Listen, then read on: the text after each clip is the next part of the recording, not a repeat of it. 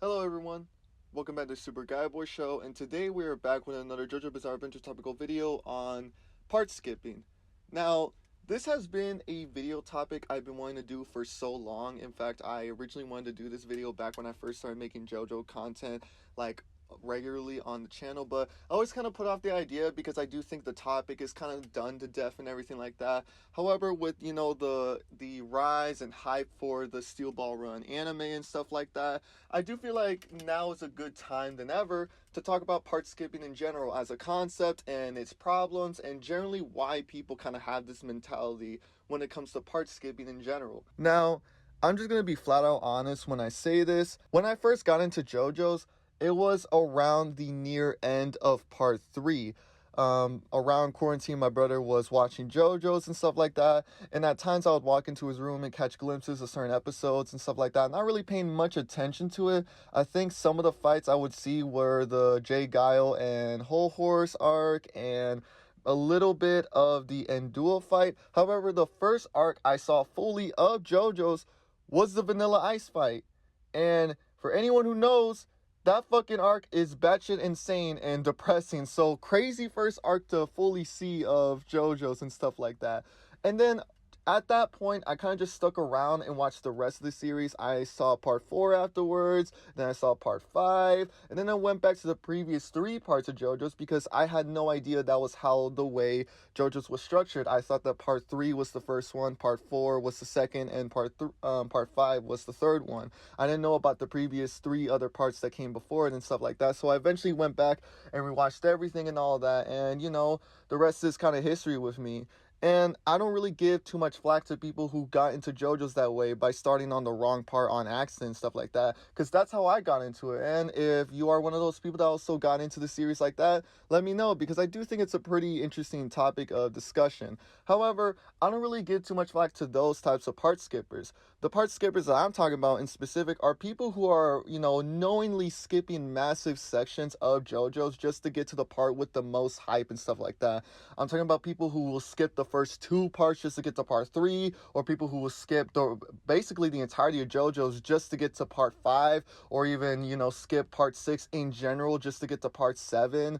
Those are the types of part skippers I will fully judge till the day I die, honestly. However, I cannot fault them fully because I do think part of the problem when it comes to part skippers is us JoJo fans, and we honestly gotta be honest with this one. JoJo fans are part of the problem when it comes to part skipping in general.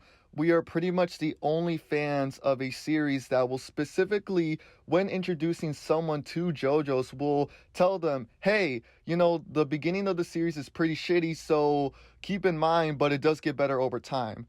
I think one of the worst things you can do to someone when introducing them to something is the idea of that it starts out badly, but to keep in mind that it does get better over time.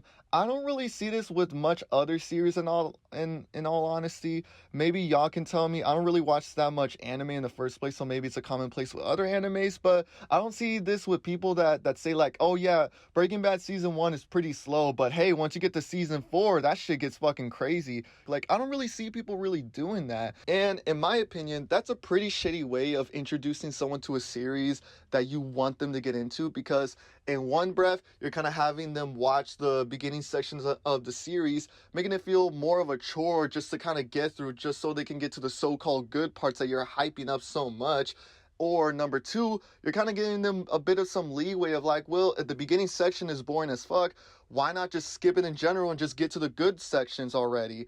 Which is a pretty shitty way of introducing someone to anything. And I don't see this with any other fandoms, really. Maybe y'all can tell me in the comments, because I don't really see this with other series in general. I only pretty much see this with JoJo's. And it kind of sucks because, and I'm going to tell y'all a bit of a story because this just happened to me recently. I was at a friend's house, we were baking and shit, and there was another friend too. And at first, I'm not gonna lie, we tried to watch K-pop Demon Hunters because, our friend wanted us to watch it and shit like that. We eventually kind of got bored and wanted to watch something else, so I suggested, oh, let's just watch JoJo's and all that. And as I'm putting on JoJo's, my other friend was like, put on part 4, and I'm like, no, because mind you, the person that we were at their house at had never watched the series and all that, and obviously I'm gonna start at Phantom Blood or whatever. And My other friend was like, no, it's really boring, get to part 4 and stuff like that. And then eventually that's when my friend was kind of introducing the other friend about how JoJo's at the beginning is kind of boring and all that. And then immediately you kind of hear the rest of like, oh, so it's like One Piece and all that, where it gets good eventually at episode 200 and something. And it just overall ruined kind of the first viewing experience of JoJo's. And I'm not gonna fault him for that. Obviously, in casual conversations, you know, obviously someone who had never watched JoJo's, they're gonna be a bit more open and stuff like that. But when you're trying to introduce someone to the series, I do think the best thing you could possibly do is maybe shutting the fuck up when introducing someone to it, because it's like you're kind of plaguing the way they're gonna view the first section, because the first section is always the most impressionable part when getting introduced to something, especially for Phantom Blood, which lays the groundworks of the themes and messages of JoJo's in general. And I don't even think many JoJo fans who even watch the entire series even think much about Phantom Blood. And let me make this clear, I'm not even the biggest Phantom Blood fan. I still consider it one of the weakest parts. However, because it is the first part, I would never encourage someone of skipping it because it's slow and all that. And in my opinion, it's not even that slow. It's literally 9 fucking episodes. And in the manga, it's only like, I think, under 50 chapters. So you're not even like wasting that much time with it. So I never really bought into the idea that Phantom Blood is pretty slow and stuff like that, because it really isn't. It goes by fairly quickly. In fact, I do think that's one of the biggest flaws with part 1, is that it goes way too quickly, that it doesn't give much time to other things that I feel like if Araki wrote it today, he would give way more attention to it. And I do think we as JoJo fans subtly kind of encourage the idea of part skipping, even if we're kind of against it, because we always introduce someone like that. When introducing someone to JoJo's, we kind of put this idea in mind that the beginning sections of the series is pretty bad, but the rest gets good. So I feel like we as JoJo fans gotta stop doing this when introducing someone to the series, because we're just kind of like forming their opinions of the part before they get a chance to form their own opinions about it. So we gotta really stop doing that. So when introducing someone to JoJo's, let's be more open with it. Let's tell them, hey, you know, you should try out JoJo's. It's pretty cool and all that. And that's really it. If they have their own opinions after watching Phantom Blood, that's when you get to tell them and stuff like that. I don't tell people when they're first about to start part 6, like, oh man, part 6 is so ass. Like, it's so ass and stuff like that. I only tell them when they're done with the entirety of part 6. Now, let me make this clear. I don't think part 6 is ass, but I'm just saying that's like an exaggeration. And for the last section of the video, I'm gonna go over Steel Ball Run's anime. Now, this is what got me motivated to want to do this video, because of the announcement and the animation trailer and the overall anticipation of the Steel Ball Run anime.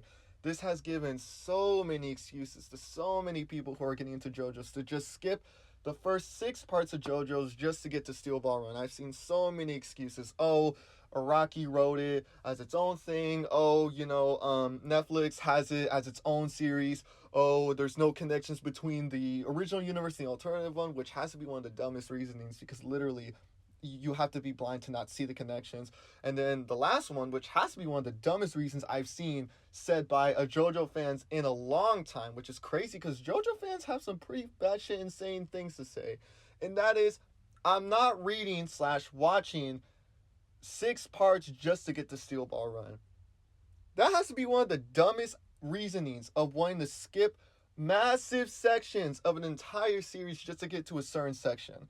Because they're acting as if, like, if they don't finish the first 6 parts in time, that, like, Steel Ball Run is just gonna cease to exist, or, like, it's just no longer gonna be available for any of us to see or read.